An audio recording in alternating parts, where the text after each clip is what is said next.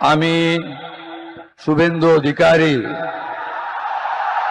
ঈশ্বরের নামে শপথ করিতেছি যে বিধি দ্বারা স্থাপিত ভারতের সংবিধানের প্রতি আমি অকৃত্রিম নিষ্ঠা ও আনুগত্য পোষণ করিব। আমি ভারতের সার্বভৌমত্ব ও অখণ্ডতা রক্ষা করিব।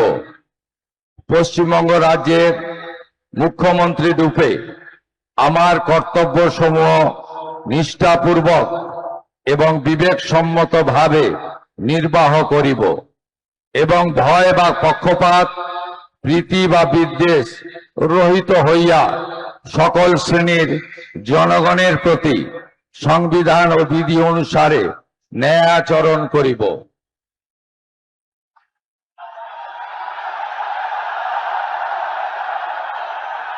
আমি